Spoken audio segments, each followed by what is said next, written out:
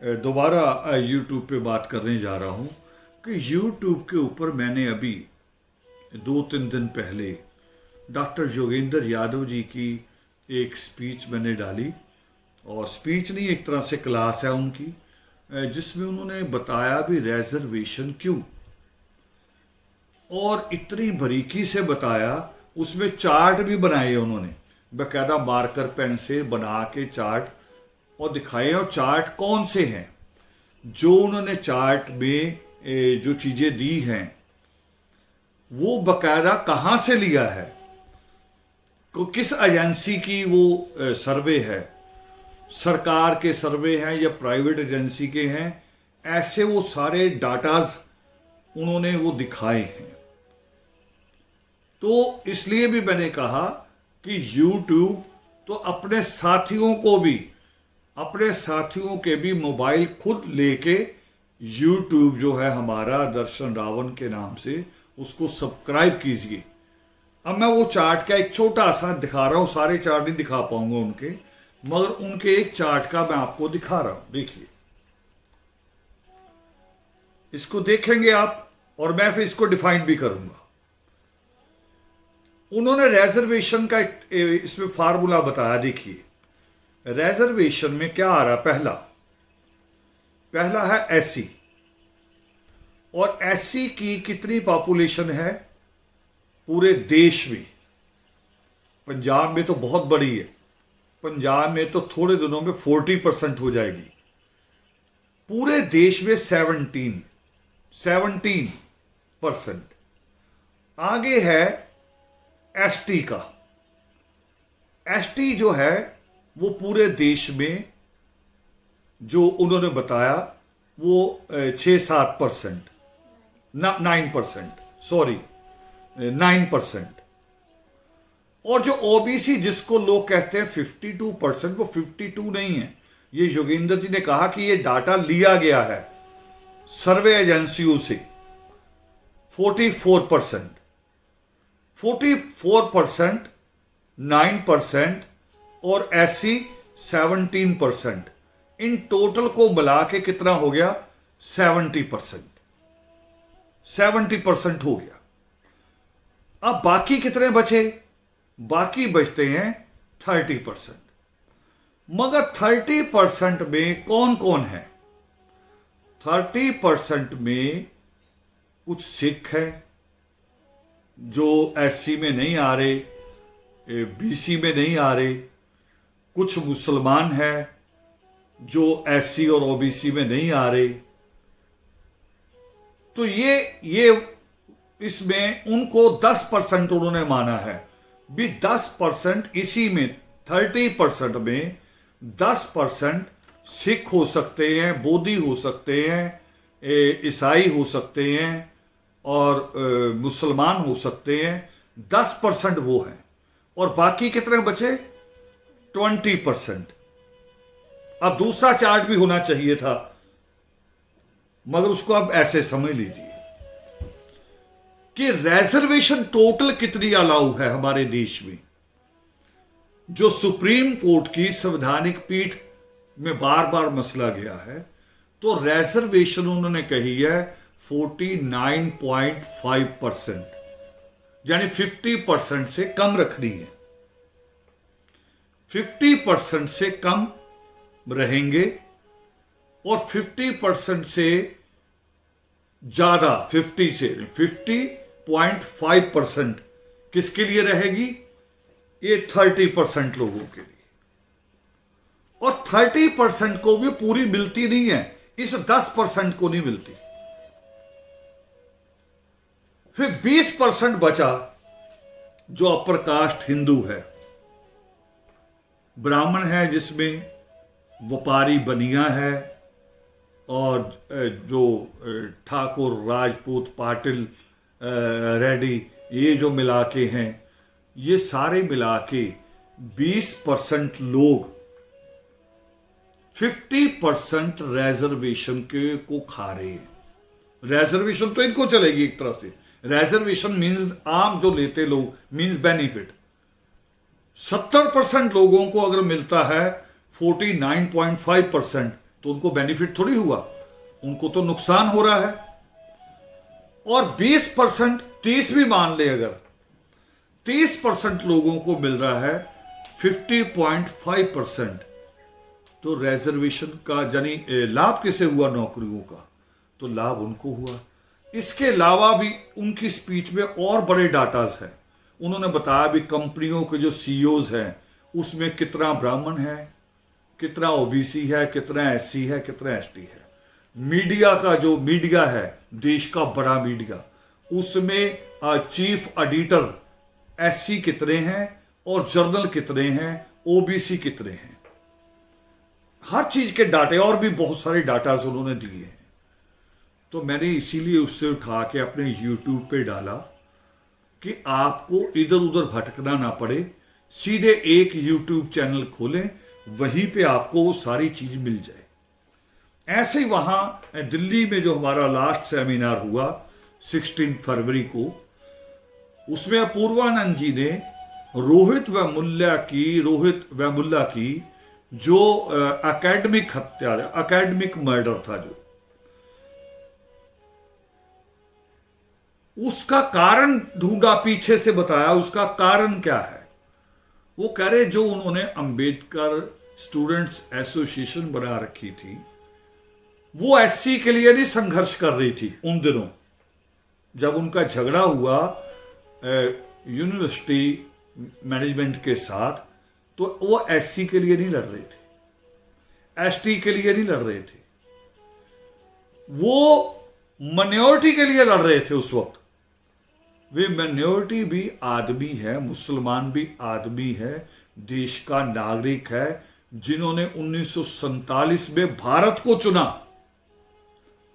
उनको नौकरी में अधिकार होना चाहिए, उनको यूनिवर्सिटी में अधिकार होना चाहिए। रोहित वेमुल्ला ये लड़ाई लड़ रहे थे, और ये बात बकायदा अखबारों के नाम, किस किस अखबार में ये न्यूज छपी, आर्टिकल आए, ये अपूर्वानंद जी ने बड़े बारीकी से बताया। मैंने ये स्पीच भी डाली है यूट्यूब पे, मगर हम देखते नहीं हैं। हमें अजीबोगरीब बस उसका जन्मदिन, इसका जन्मदिन, इसकी बीवी का जन्मदिन, उसकी बीवी का जन्मदिन, इसको खुश कर दूं, अगर नहीं कुछ लिखा कोई नाराज ना हो जाए। ये सारी उम्र नाराजगी है, ना हो जाए, इसी में निकाल दी। इसी पे तो आपकी कमाई उड़ी है कि रिश्तेदार आया तो 1000 रुपये का तो मीट ही बनेगा, नाराज ना हो जाए, और रिश्तेदार खुश कभी हुआ नहीं। और अभी आप मेरे इस मिशन में भी, हमारी इस क्लास में भी, कोई नाराज ना हो जाए, यही सिस्टम चला रही है। अभी भी आप वहीं खड़े हैं, आप उससे ऊपर नहीं उठ रहे हैं। इससे थोड़ा ऊपर उठने की जरूरत है।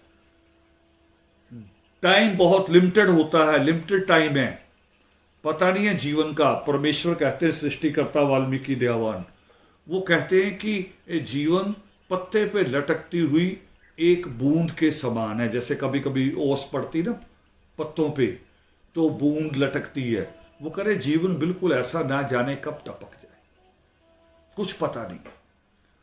और उसमें भी हम अजीबोगरीब कहानियां, पता नहीं क्या क्या बनाते रहते हैं, अजीब अजीब चीजें। फेसबुक को अजीब ही माध्यम बना लिया लोगों ने। हम लोग दूसरे बनाए करें, मगर हमारे यहां ये नहीं होना चाहिए। हमारे यहाँ बहुत मुश्किलें हैं। इसी में योगेंद्र यादव जी ने कहा अपनी इसी स्पीच में कि जो जनरल कैटेगरी में है, उसमें अगर बच्चा को कि मैथ में कमजोर है, तो उसकी जो दादी है इस लायक होती, कई बार वो करी मैथ तो मैं करा दूंगी। कोई फिजिक्स में कमजोर है तो मामा आके कह देता है कि छुट्टियों में मेरे पास भेजना, फिजिक्स मैं करा दूंगा। हमारे यहाँ कोई ऐसा है? कोई एक्सपर्ट है हमारे पूरी रिश्तेदारियों में? तो हमें ये समय नहीं गंवाना चाहिए। हमारी रिश्तेदारियां तो और करती हैं कि रिश्तेदारों के अगर आपने बच्चे भेज दिए तो वहां वो नाचना गाना सीख के आ जाते हैं, उल जलूल हरकतें सीख के आ जाते हैं कि मैंने ये सीखा, मैंने वो सीखा। ये इन चीजों से बचो। मैंने कहा बार बार, मैंने योगामृत में भी कहा कि जिस परिवार के बच्चे पढ़ते ना हो, सिंसियर ना हो, जिनकी सीटिंग का टाइम ना हो, वहां उन रिश्तेदारों के घर अपने बच्चे मत भेजो।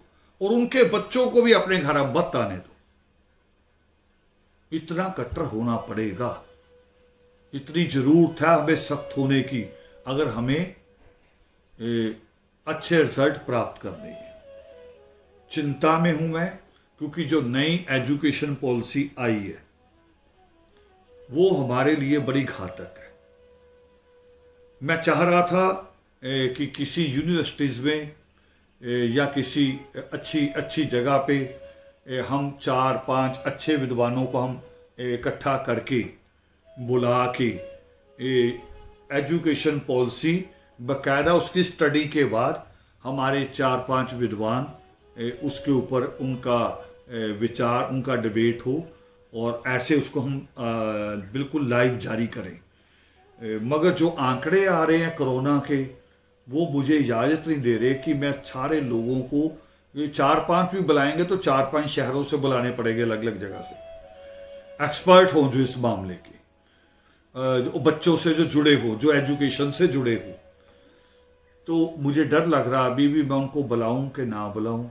बुलाऊंगा तो कम से कम एक दिन पहले आएंगे। अब क्योंकि यहाँ एक कर्फ्यू सिस्टम भी कई स्टेटों में हो गया कि शाम 7 बजे के बाद कर्फ्यू रहेगा, सुबह 5 बजे तक, तो रात की जर्नी नहीं हो सकती। तो मैं चाह रहा था और कोशिश रहेगी हमारी फिर भी कि आने वाली जो 30 तारीख है परचेतावार, या उसके बाद 2 डेट हमारे पास आ रही इकट्ठी, 5 अमृत 5 सितंबर और 6 सितंबर। 6 का संडे आएगा, 5 सितंबर शिक्षक दिवस है और दुनिया के सबसे पहले शिक्षक सृष्टिकर्ता वाल्मीकि दयावान हुए हैं। तो मेरी कोशिश होगी कि अगर थोड़े से हालात हमें थोड़ा सा अगर हेल्पफुल लगे, रास्ता लगा मिलता बीच में से, तो देश के अच्छे विद्वानों को बिठा के हम एजुकेशन पॉलिसी के एक एक क्लॉज की आपको जानकारी देंगे। क्योंकि जो जानकारी हमारा शिक्षा मंत्री दे रहा है, जो जानकारी यूजीसी का चेयरमैन दे रहा है, उनको तो आप देखेंगे ऐसे बोल रहे हैं जैसे कोई जादूगर होते हैं, जादूगर, या बस में सामान बेचने नहीं आते, वो एक राह में कई चीजें उसकी बताते हैं। हमारा यूजीसी का चेयरमैन कह रहा कि 14 गुण पैदा करेंगे, हम महामानव बनाएंगे, शिक्षा मंत्री हमारा कह रहा। मगर महामानव बनाएगा कौन? उन टीचरों के बारे में कोई राय नहीं कि टीचरों की भर्ती होगी कि नहीं होगी, टीचर किस कैटेगरी के होंगे, किस स्टैंडर्ड के होंगे, ये बिल्कुल कोई पॉलिसी में नहीं है। हम महामानव बना देंगे वैसे ही, ये वैसे ही खुश कर देंगे आपको, महामानव महामानव कह के। तो महामानव कैसे बन जाएंगे? आई से ये गुण होंगे, 5 गुण आ जाएंगे, फलाने से ये गुण आ जाएंगे। मुझे ऐसा भी लगा जैसे डिक्शनरी लेके तो नहीं बैठे कि डिक्शनरी के शब्द उठाए जा रहे, बोले जा रहे कि आई से 5 अक्षर आगे बोल दो कि ये हम भर देंगे। जैसे ना कोई इंजेक्शन लेके भर दे हैं कि आप बच्चे को पकड़ेंगे और उसमें इंजेक्शन उसमें ड्रॉप करेंगे, वो हो जाएगा, बस तैयार हो जाएगा। इतनी नौटंकी कर रहे हैं, ऐसी जादूगरी सी दिखा रहे हैं। तो मैं उसको लेके भी चिंतित हूं कि इस पे भी काम होना चाहिए। इसकी जानकारी हमारे एक एक कार्यकर्ता को, आदर्श का कार्यकर्ता हो या वाल्मीकि अंबेडकर आंदोलन का कार्यकर्ता हो या वाल्मीकि अंबेडकर फाउंडेशन का हो या अदर लोग जो हमारे समर्थक हैं, जो हमें सुनते हैं बैठ के, उन सबको अच्छी जानकारी होनी चाहिए इन सब चीज़ों की। तो ये बातें थी जो जरूरी है। एक यूट्यूब अपने साथियों का, अपने परिवारों का, अपने रिश्तेदारों का मोबाइल पकड़ कर सब्सक्राइब कीजिए उसे, ये जरूरी है इस वक्त। और मुझे जानकारी चाहिए अगले हफ्ते एक एक आदमी ने कम से कम 10 लोगों के मोबाइल सब्सक्राइब किए कि नहीं किए। मैं पर्सनली भी आपसे पूछ सकता हूं। तो ये जरूरी है। एजुकेशन पॉलिसी पे हम बात करेंगे, एक्सपर्ट से मैं बात करूंगा अगर वो हमें समय दें। तो अभी आज मैं आपको एक इसको समाप्त करते हुए, वेबिनार को समाप्त करने से पहले, पंजाब के एक शायर हुए हैं और अवतार सिंह पाश, लिखा पंजाबी में उन्होंने, मगर पूरे देश में पढ़ा जाता है। और रवीश ने भी एक बार कहा था कि मेरे जो पसंदीदा शायर हैं उनमें से एक पाश है, मगर बहुत छोटी उम्र रही उनकी, 88 में उनका मर्डर हो गया। और मगर जो उन्होंने लिखा, और मुझे लगा कि मेरे मिशन में भी इसकी ज़रूरत है, तो उनकी 2 पोएम है जो मैंने चुनी है, आप लोगों के साथ मैं उसको बांटूं, साझा करूं, तो उस पर हम बात करेंगे। आप सुनिए उसकी पोएम। बहुत बहुत मिशन के हर आदमी के लिए ये समझ होनी जरूरी है। पाश कह रहे हैं अपनी कविता में, मेहनत की लूट, मेहनत भी लूटी जाती है ना, जैसे बैंकों में अभी बड़ा पैसा लूट लिया सरकार ने, कह दिया कि 2.5 लाख से ऊपर होगा तो जवाब देना पड़ेगा, 500 के नोट जमा कराओगे तो जवाब देना पड़ेगा। औरतों ने पता नहीं कैसे कैसे बचा के रखा हुआ पैसा था और सरकार ने लूट लिया एक ही दिन में। ठेकेदार भी लूटता है, सफाई कर्मचारी को सफाई कर्मचारियों में से बना हुआ सुपरवाइजर लूटता है, चौराहे पे खड़ा पुलिस वाला लूटता है, पटवारी भी लूटता है, और जब बीमार होके हॉस्पिटल जाते हैं तो डॉक्टर भी लूटता है। तो उसके ऊपर पाश कहते हैं, मेहनत की लूट सबसे खतरनाक नहीं होती। देखिए अभी कहां जाएगी उसकी बात। वो कह रहे हैं मेहनत की लूट सबसे खतरनाक नहीं होती। मैंने मिसाल दी थी ना कि मधुमक्खियों ने कहा उस लुटेरे से जो शहद लूटता था, वो कह रही तुम छत्ता लूट सकते हो मगर शहद बनाने की तकनीक नहीं लूट सकते, वो हमारे पास रहेगी। पाश क्या कह रहे हैं? पाश कह रहे मेहनत की लूट सबसे खतरनाक नहीं होती, पुलिस की मार सबसे खतरनाक नहीं होती, गद्दारी और लोभ की मुट्ठी सबसे खतरनाक नहीं होती, बैठे बिठाए पकड़े जाना बुरी बात तो है। कभी कभी बैठे बिठाए आके पुलिस पकड़ लेती है। बैठे बिठाए पकड़े जाना बुरी बात तो है, सहमी सी चुप में जकड़े जाना बुरा तो है, सबसे खतरनाक नहीं होता। अब आगे देखिए क्या कह रहे हैं। कपट के शोर में सही होते हुए, कपट के शोर में सही होते हुए दब जाना बुरा तो है, जुगनुओं के लौ में, जुगनुओं की लौ में पड़ना, मुठियां भींच कर बस वक्त निकाल लेना सबसे खतरनाक नहीं होता। सबसे खतरनाक होता है मुर्दा शांति से मर जाना। सबसे खतरनाक होता है मुर्दा शांति से मर जाना, तड़प का ना होना, सब कुछ सहन कर जाना और काम से लौट कर घर आना सबसे खतरनाक होता है। ये जो बहुत सारे लोग मिलेंगे आपको पढ़े लिखे, वो कह रहे जी बस मैं तो सीधा काम जाता हूं, काम से सीधे घर आ जाता हूं, मुझे इधर उधर किसी से कुछ लेना देना। पाश कह रहा ये सबसे खतरनाक है।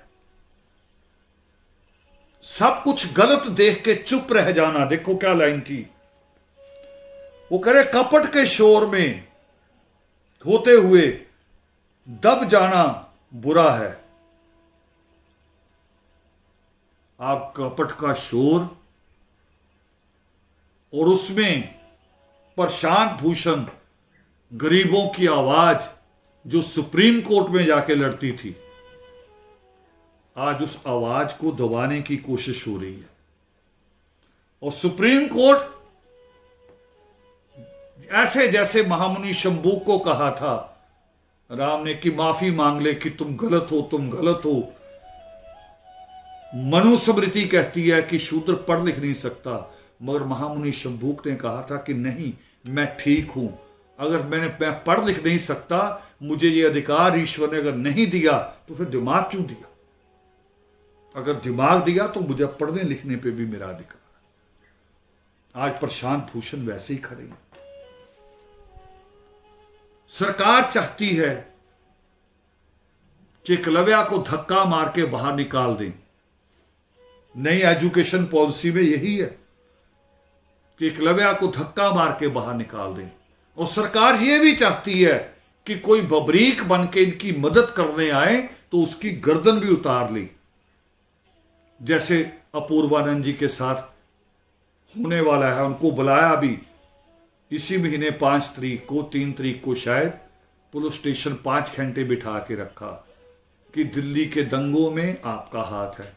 दिल्ली के दंगों में मरा कौन ज्यादा? मुसलमान। घर किसके ज्यादा जले? मुसलमान के। किसकी दुकानें ज्यादा लुटी? मुसलमान की। और सबसे ज्यादा केस किसके खिलाफ बने?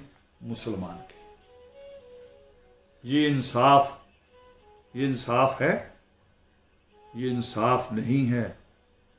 जवाब देना पड़ेगा। वो कुदरत भी जवाब मांगेगी, लोग भी को भी मांगना होगा। ये कह के भी रावण चुप नहीं रह सकता कि कुदरत मांगेगी। ये कह रहा पाश, कुदरत तो जो करेगी सो करेगी, हमें भी बोलना है। योगेंद्र यादव जी का भी नाम है, हर्षमंदर जी का भी नाम है उसमें। बिन लोगों ने उकसाया। आगे क्या कह रहा है पॉश ने? आगे क्या लिखा है?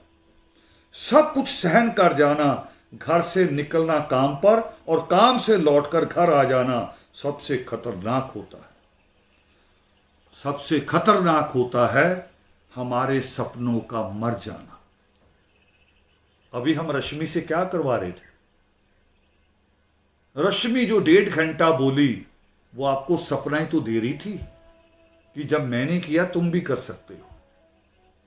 खुली आंख से सपना दे रही थी, मैंने भी किया तुम भी कर सकते हो।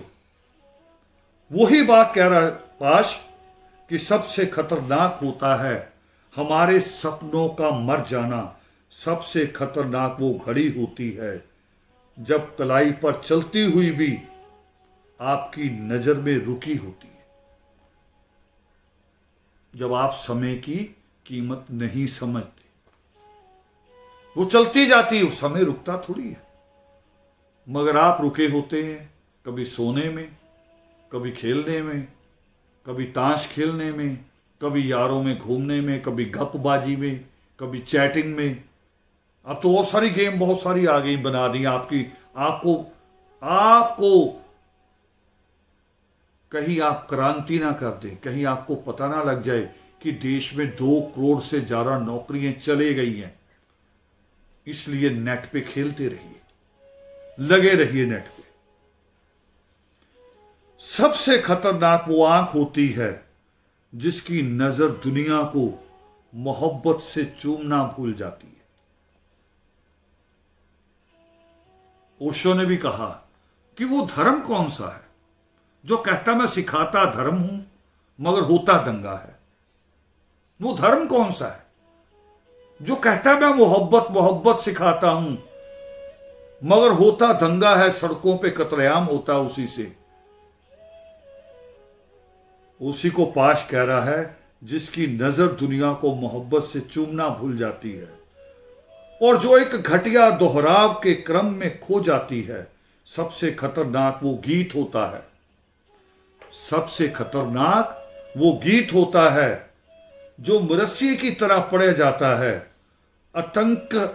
आतंकित लोगों के दरवाजों पर गुंडों की तरह अकड़ता है।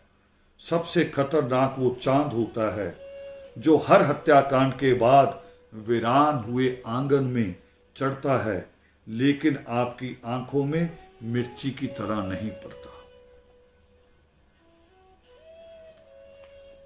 सबसे खतरनाक वो दिशा होती है जिसमें आत्मा का सूरज डूब जाता है, जहां आत्मा मर जाती है, जहां स्वार्थ आगे आ जाता है। सबसे खतरनाक वो दिशा होती है जिसमें आत्मा का सूरज डूब जाता है और जिसकी मुर्दा धूप में कोई टुकड़ा, जिसकी मुर्दा धूप में कोई टुकड़ा जिसके जिस्म में के पूरब में चुभ जाता है। मेहनत की लूट सबसे खतरनाक नहीं होती, पुलिस की कूट सबसे खतरनाक नहीं होती, गद्दारी और लोभ की मुट्ठी सबसे खतरनाक नहीं होती। सबसे खतरनाक होता है सपनों का मर जाना। सबसे खतरनाक होता सपनों का मर जाना। सबसे खतरनाक होता है घर से निकलकर काम पे जाना और लौट के घर आ जाना। ये सबसे खतरनाक होता है। आज हमारे पढ़े लिखे जो हैं, जो पढ़ लिख के बाबू बन गए हैं, अधिकारी बन गए हैं, वो यही कर रहे हैं। बीवियों के गुलाम हो गए हैं, क्योंकि परिवार छोड़ देते हैं। परिवार छोड़ देते हैं। बीवियों का मायका कहा जाता है। हमारे यहाँ जो पढ़े लिखे लोग होते हैं उनका मायका होता है, क्योंकि वो मायके से दूर होते हैं, मायका छोड़ देते हैं और सच से सामना करने से डरते हैं। सच से सामना करने से डरते हैं। अब एक और कविता पाश की आपकी हिम्मत के लिए। अभी झंझोड़ा आपको, एक सवाल दिया कि सबसे खतरनाक क्या होता है। अब आपको एक उम्मीद, हम लड़ेंगे साथी, हम लड़ेंगे साथी उदास मौसम के लिए। हम लड़ेंगे साथी गुलाम इच्छाओं के लिए। हम चुनेंगे साथी जिंदगी के टुकड़े। हथौड़ा अब भी चलता है उदास निगाहों पर। हल अब भी चलता है चीखती धरती पर। यह काम हमारा नहीं बनता, प्रश्न नाचता है। प्रश्न के कंधों पर चढ़कर हम लड़ेंगे साथी। जानते हैं कि अबू जाके कहा करते थे कि सवाल करना जरूरी है। हर किसी को सवाल करना पड़ेगा। एक बेटी बोली थी लुधियाना के सेमिनार में कि हर बार सवाल करना बदतमीजी नहीं होती। कत्ल हुए जज्बों की कसम खाकर, बुझी हुई नजरों की कसम खाकर, हाथों पर पड़े घंटों की कसम खाकर हम लड़ेंगे साथी। हम लड़ेंगे तब तक जब तक वीरू बकरीहा बकरियों का मूत पीता है। खिले हुए सरसों के फूल को जब तक बुने हुए खुद नहीं सूंघते। सरसों के फूल को उसको बोने वाला सूंघता है, उसकी कमाई की और खाता है। सरसों के खिले हुए सरसों के फूल को जब तक बोने वाला खुद नहीं सूंघते, कि सूजी हुई आंखों वाली गांव की अध्यापिका का पति जब तक युद्ध से नहीं लौट आता, जब तक पुलिस के सिपाही अपने भाइयों का गला घोंटने को मजबूर है पुलिस वाले भी, उनको भी आदेश आता है, नहीं तो नौकरी चली जाएगी। अपने भाइयों का गला घोंटने को मजबूर हैं और दफ्तरों के बाबू जब तक लिखते हैं लहू से अक्षर। हम लड़ेंगे जब तक दुनिया के लड़ने की जरूरत बाकी है। जब तक बंदूक ना हुई तब तक तलवार होगी। जब तलवार ना हुई लड़ने की लगन होगी। लड़ने का ढंग ना हुआ लड़ने की जरूरत होगी। हम लड़ेंगे साथी, हम लड़ेंगे कि लड़ें बगैर कुछ मिलता नहीं। हम लड़ेंगे साथी, हम लड़ेंगे कि लड़े बगैर कुछ मिलता नहीं। हम लड़ेंगे कि अब लड़े ने क्यों नहीं। हम लड़ेंगे अब तक हम लड़े क्यों नहीं। अपनी सजा कबूलने के लिए लड़ते हुए जो मर गए, उनकी याद जिंदा रखने के लिए लड़ेंगे। जैसे कभी भगत सिंह ने कहा था कि हम माफी नहीं मांगेंगे, फांसी पे चढ़ जाएंगे। आज प्रशांत भूषण जी ने भी यही कहा कि मुझे माफी नहीं मांगनी, कल फैसला करेगी अदालत उनके बारे में कि मुझे जो सजा देगी मुझे वो सजा भोगनी है। और उनसे भी सख्त टिप्पणी कर दी है, उनसे भी सख्त टिप्पणी की है करण थापर ने। बड़े पत्रकार हैं, वो कह रहे आज अदालत ऐसे लग रही है जैसे किसी जमींदार के आंगन में नाच रही हो। जानते हैं जमींदार के आंगन में कौन नाचता है? उससे भी सख्त टिप्पणी। और हम भी अदालत को यही बात कह रहे हैं कि अदालत अपनी इज्जत बचाए, संविधान को तो बचाए, अपनी इज्जत भी बचाए। बार बार ऐसे फैसले देना, मजदूरों को यह कहना कि हम तुम्हारा फैसला नहीं कर सकते, तुम्हारे और मालिक के बीच का झगड़ा है, जाके अपनी तनख्वाह उनसे ले लो। हाँ, अंबानी भाई लड़कर चले जाएं तो रात को अदालत बैठ जाती है उनका फैसला कराने के लिए, रात को अदालत बैठती है। तो अदालत को थोड़ा सा सोचना पड़ेगा, उसकी आंख की पट्टी एक बार दोबारा देखनी पड़ेगी कि आंख की पट्टी काली ही है, कहीं भगवा तो नहीं हो गई, उसका रंग तो नहीं बदल गया। और ये लड़ाई कौन लड़ता है? जिसके पास समझ होती है और जिसके पास हौसला होता है। दोनों चीजें, वो नहीं जो समझ से पढ़ा लिखा और जिसको पाश कह रहा है कि घर से जाता है काम पर और लौट कर घर आ जाता है, वो नहीं, वो सबसे खतरनाक है। तो आज हम जो ये वेबिनार लगातार कर रहे हैं, लगातार एक एक एक्सपर्ट को ला रहे हैं आपके सामने, वो इसलिए नहीं ला रहे कि एक दिन आप भी नौकरी लगो, सुबह नौकरी पे निकलो, लौट कर घर शाम को वापस आ जाओ, इसलिए नहीं। कमाओ, खाओ और सो जाओ, ये तो जानवर भी करता, उसके लिए पढ़ने की क्या जरूरत है? हम उसके लिए कह रहे हैं जिसके लिए परमात्मा कहते हैं कि विवेक पैदा होना चाहिए। परमात्मा कहते हैं कि पुरुषार्थ, पहला पुरुषार्थ वो है जो जिसमें धर्म हो, जिसमें पुरुषार्थ नहीं परमार्थ भी शामिल हो, दूसरों की भलाई की बात भी शामिल हो। तो अगले प्रचेतावार फिर किसी अच्छे रिसोर्स पर्सन के साथ, किसी अच्छे अध्यापक के साथ, आपकी ज़रूरतों के अनुसार नीट का, जी का हमने सारी तैयारियां की हैं और दोबारा भी हम उन टीचर्स को बुला सकते हैं। आपको अगर ज़रूरत लगती तो आप हमें मैसेज कर सकते हैं, मुझे आप दोनों जगह मैसेज कर सकते हैं। दर्शन रावल फेसबुक पे भी, आदर्श वेबिनार फेसबुक पे भी कर सकते हो, मेरे व्हाट्सएप पे भी मैसेज कर सकते हो। अगर आप दोबारा किसी टीचर से रूबरू होना चाहते हैं, आपको लगता है कि दोबारा रश्मि या जनाब अंसारी साहब या शैलेश जी या जगसीर जी, सुरेखा, सुजाता या ज्योग्राफी के हमारे टीचर आए थे, या मंजीत जी या जसवीर कौर, किसी भी टीचर जैसा भी आपको याद हो, आपको जरूरत लगती कि इनको हम सुनना चाहते हैं दोबारा से, और किस विषय के अपने सवाल भी आप पहले भेज सकते हैं। हम उन सब टीचर से रिक्वेस्ट करेंगे, कोशिश करेंगे, लाएंगे यहाँ तक कि वो आपसे बात करें, ताकि धर्म और दीक्षा, जिसको गुरु गोविंद सिंह कहते हैं मीरी और पीरी, ये दोनों चीज़ें बराबर चलनी चाहिए।